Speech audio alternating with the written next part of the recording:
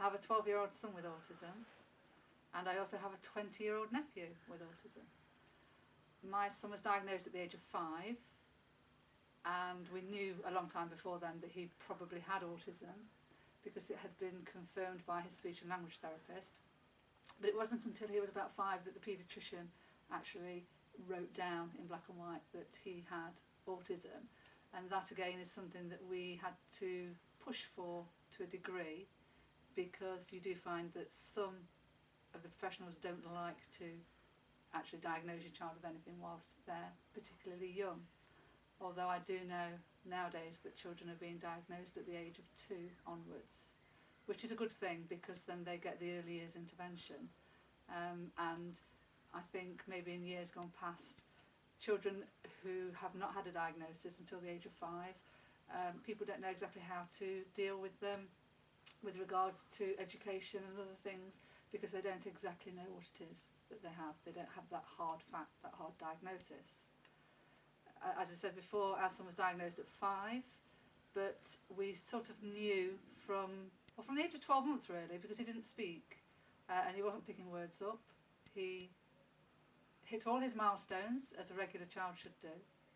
So, you know, his bottles, you know, coming off those, weaning, crawling, sitting up, smiling, all those sorts of things, walking, potty training. He hit all of those milestones the same as any other child, but it was just the absence of speech really that was the only thing that was different about him. That and the fact that he didn't necessarily acknowledge you when you spoke to him. So if he was playing with something and you spoke to him, there was no response, there was no comeback from that. And when he was 2.5, I took him to, I think it was a 2.5 year check, something like that, with a health visitor. And they said, oh, give it another 6 months and see how he goes. Some children are very slow at speech. But I knew at that point that it wasn't that there was something different about him. And I did put my foot down and ensure that the health visitor forwarded us on to somebody else. And the next stage for us was that he went to get a hearing test to see if he was deaf. There could have been something wrong with his ears, and that's why he wasn't acknowledging people or able to speak. After the hearing test, when everything came back clear, he was okay on that, then we were sent along to a speech and language therapist who did advise us at one of the first sessions that he could possibly be autistic. So from that point onwards, it was sort of always in the air. And because my nephew, my husband's sister's son, already had autism, it was something that maybe we'd thought could possibly have been there anyway. So it wasn't a real shock to us. And I think that when you sort of you do that and you find out about it, it does take quite a while to get used to the fact that your child could have autism, because it's a different journey that you begin to take, and it's something that you hadn't planned in your child's life, in your life, and it's something that really does alter a lot of the things in your general everyday life, and not just for you and your partner, but also for your children as well, and of course for the child that has the autism. Tyler, she's, from the moment she gets up to the moment she goes to bed, she never stops. She's on the go all the time, whether it's happy, sad, frustrated, cheeky. Fiona's total opposite to that. She'll take herself off and go in the bedroom and do her own thing, and she's really quiet sometimes. And I'm having to think for her all the time and be one step ahead and make sure she don't do this, make sure she don't do that. You know what I mean? We have to make sure everything's hid. We have to lock the door when she comes in, hide the keys, because if she finds the keys she can get out, and then she runs. We have to put things like plastic perspex over the television, because the footballs get thrown at the telly. And then it's things like the dog. She won't leave the dog alone. How the dog ain't had a leg yet, I don't know. Because she just challenges him all the time. She just never stops. And even when she's playing and she's sat quiet, you still have to be part of that game, but you can't play as that game. You just have to be a still object that she uses, like a bridge. or just something that she's got to be touching for just to play. But you're not allowed to interact and zoom around with the car. Quite have to play on her own. Yeah. But as long as you're in the room with her. Yeah, got to be there, and you've got to be sat in one place doing whatever she's told you. Yeah. And that's it. You don't talk, you don't touch her, you don't. Still. My main worry finding out that Oliver had got autism was how he would cope in the future, not necessarily now, because me and Louise are around, we're there for him every minute of the day. We don't have a lot of family to help, so it's very straining, but we would rather it be like that.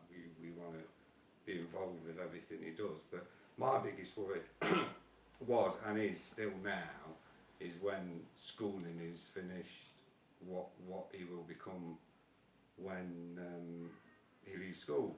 It probably made us angry when Oliver was diagnosed with anything, that why us? That's the first reaction I got. Why has this happened? Why us? It's our only child, we only wanted one child and we had a child late. And my wife has always worked with children with learning disabilities and adults, so she finished work to start a family, and all of a sudden she was working, her own life now was what she was doing at work. I have a son who's 20. I noticed at 14 months old that he wasn't developing as he should. He's crawling, sitting up, speech, and that's when I took him to the doctors. From there he was sent to the Child Developmental Centre at the City Hospital and was there for 13 years. When we first got the diagnosis, because of all the problems Matthew had, I felt relieved. I know that sounds really cruel, but to actually know that my son wasn't just this awful tear-away child and there was something actually wrong, I felt relieved, because then we could go out and get the help that we needed and he wouldn't just be labelled a naughty kid. So that's how I felt. Well, I think it was slightly different, or maybe similar. I'm not sure. But because we actually sought the diagnosis of ASD on reading literature and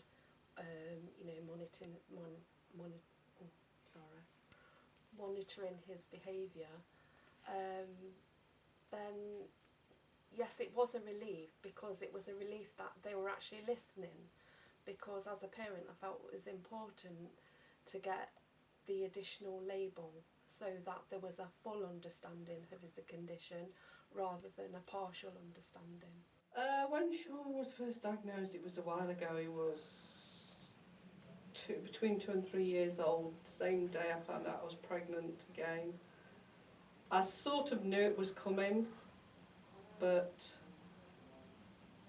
I was still unsure. I didn't know what was going to happen, and it was also diagnosed over in the States, so it was a hell of a lot different to here. It was within a few days of being assessed.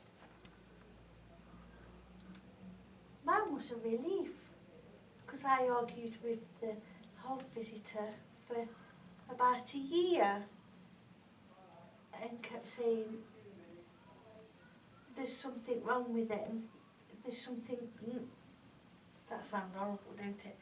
There's something there with him, and I thought autism straight away, and to get that diagnosis was a relief. But they don't say, oh, go and see these people or go and see that person for help and support. They just leave you hanging, and it's a horrible feeling, because you feel, it sounds strange, because most of your family accept it, but some don't, and you feel isolated from everybody when you just want somewhere to go. But there wasn't at the time. And that was the difference. In the States it was all there, but here it started, didn't it? No, but Ryan was 2. He was 2 and Keaton was about 1.5, 2, same age. It's all around the same age Yeah. when most of them are diagnosed, isn't it? Yeah. I think that as time goes by and learning about autism, I'm quite confident in knowing how to manage Stevie and what things will help him. However, you have to take into consideration that, like any regular child, these children are growing, they're going through adolescence, and they're learning and changing all the time. So even though I feel that I know my son, he still throws me curved balls now and again, and things that I think would have affected him, he sails through. My ultimate aim and my belief is that Asperger's and probably some autism can never be cured, but it can be learnt to manage, or you can learn to manage it. And hopefully, if Stevie can do that, it will hold him in good stead for the future. There is a lot of support out there, and because of that support, I think I've become more confident in dealing with the professionals involved in Stevie's case. When I feel that something is being done that I don't like or that I don't feel is right for Stevie, I am able to now say, hold on a minute, tell me why you're doing that, and if I still feel it's wrong, then I will say it's wrong.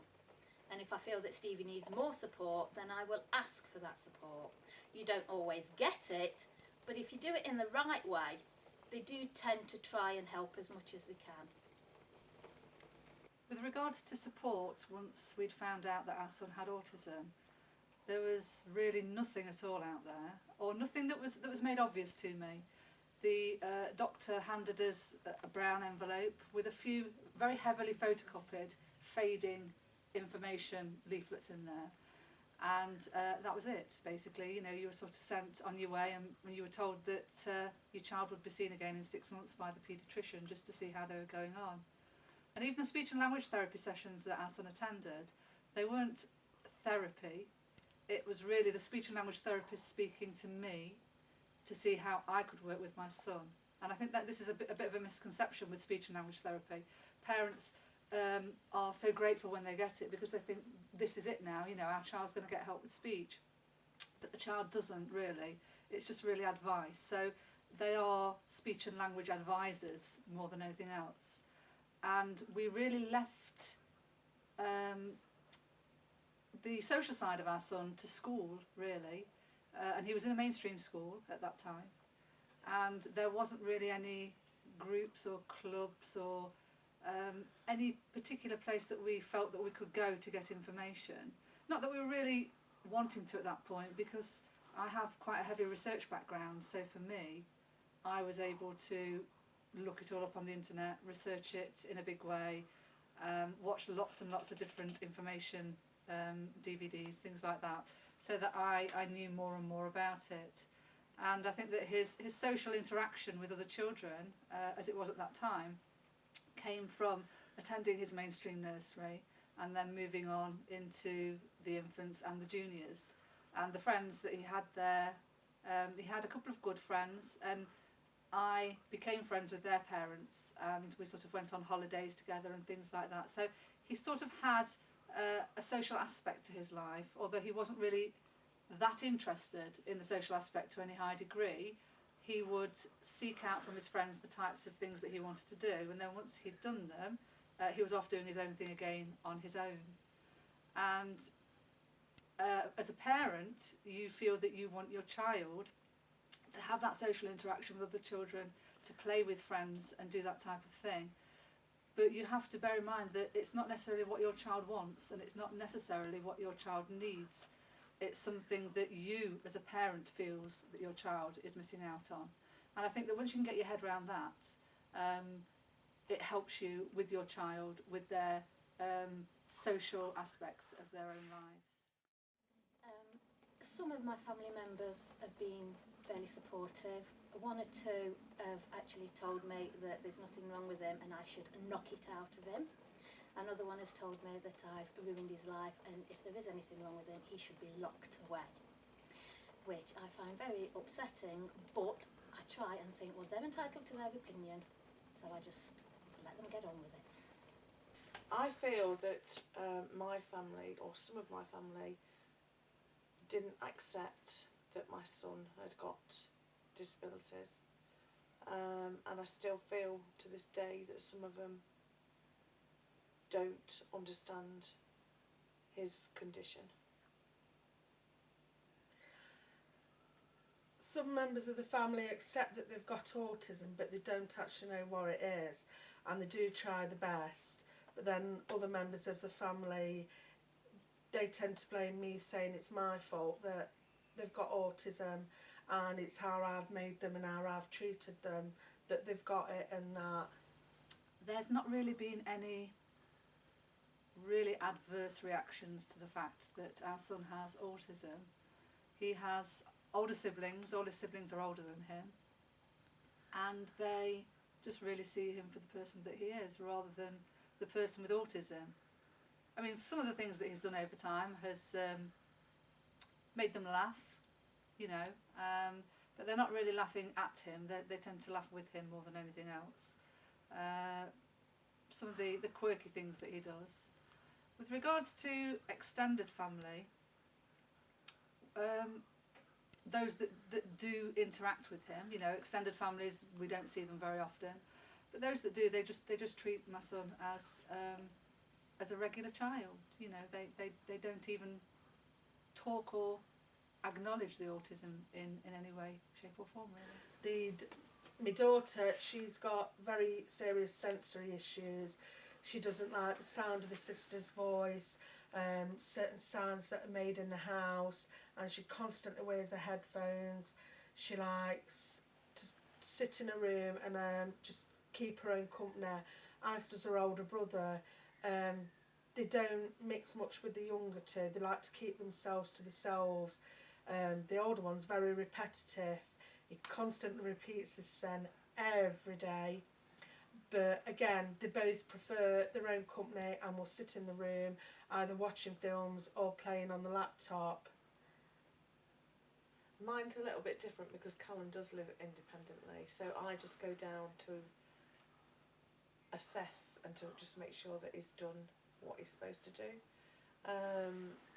After 7 months of living on his own, it's still hard for Callum to adjust for me not being there.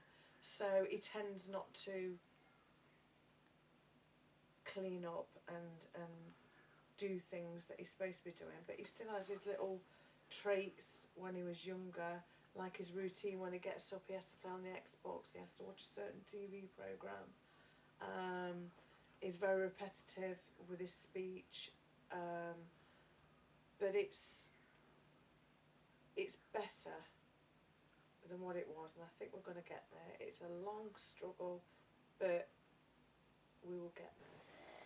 I know some people are concerned when children get a diagnosis that it's going to affect them in later life, because obviously if you put down autism or anything on a CV, it shows them that there's going to be some problems. But me personally, I think it's a good thing because they get the support that they need while they're in school, and hopefully they will find a job that can adapt to them and enable them to lead a better life as an adult with the right support. Callum's been in a few relationships. He does find things hard because he doesn't know how to deal with emotions, and because he's different, and when he texts his girlfriend and she doesn't reply straight back, he gets very anxious and very upset, and then he'll call me, why isn't she text back? You know, we know that there might be a million reasons why she's not text back. She could be in the shower, she could still be asleep, she's not heard a phone, but Callum doesn't understand that. But now that he's let his current girlfriend know that he's got autism, I think that Callum will be understood more in a relationship, and they would, or they do, accept some of Callum's behaviour. Well, Tyler's in special school, so she'll stay there till she's 19. So I ain't got to worry about that yet. But we don't know what. Until I always say until Tyler talks, we won't know what she's capable of, because you can see she's switched on. Yeah, She just can't get out what she needs to. I mean, she can't read and write. She knows numbers to 20, and she knows the phonics of her ABC. She can't do them all, but she knows the majority of them.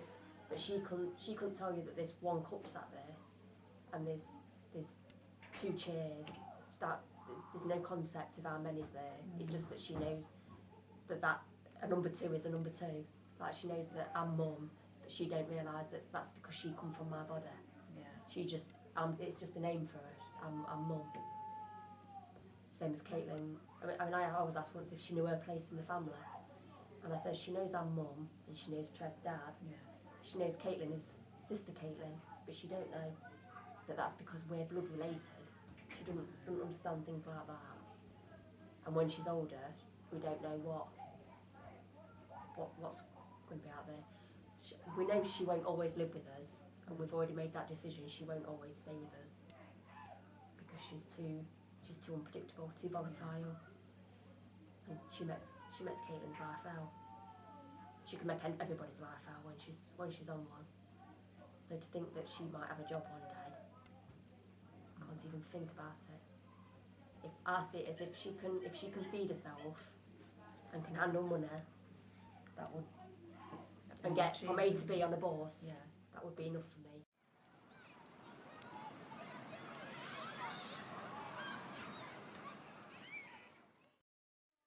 Well, having a brother with autism, when I first found out, I was kind of heartbroken because I've always wanted a brother to look after me and be friends with me. And it is hard to sometimes, but you've got to accept what they are, and you've got to like adapt to it, and you have to be his mentor, kind of. It's hard because of her problems, and so I come here to help out, and then but sometimes it's hard because she's hard work, and sometimes we don't know what to do with her, so we get frustrated and a bit upset and stuff. And at home I get dead loud with her because she's frustrating. Pretty hard because when you think about it, you really feel sorry for him because it's like somebody putting a hand over your mouth and not letting you say what you really want. And then they try to express it by attacking things and getting angry. And I mean, if you had a hand over your mouth, you'd probably turn around and try and hit the person that's doing it. It's how, if you think about it, it's probably really frustrating for him.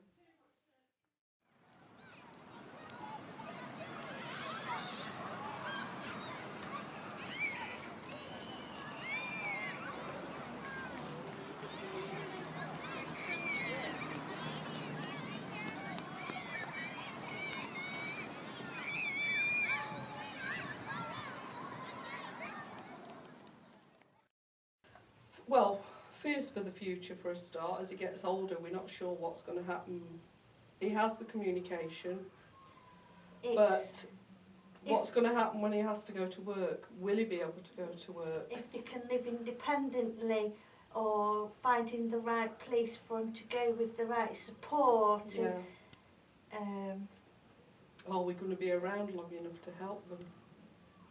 can we let him go? Because it's hard to let him go into it. I've already said we're moving into a bungalow and we're having a granny annex on the side for the boys to live so I can keep an eye on them. But you can't, you've got to... They've got to have the independence as well. But there's also what's out there. Are they going to be discriminated against? And the bullying from if you find the right place but they turn out to be bullied and things like that. But hopefully we will find somewhere good for them. There will be the right support, and there's going to be family members around that can keep their eye on them, siblings. And it's hard because they haven't got a clue about money or taking care of themselves or cooking or anything like that, have they? They've got no sense of danger, and it's finding the right support for them and the right place for them to go to get that support. It's scary. I mean, mine's 15 and 13, and it's like, oh God, he's 15, what's going to happen when he's 18 and 20, and what's out there for him? Because nobody helps you, you have to find it out yourself.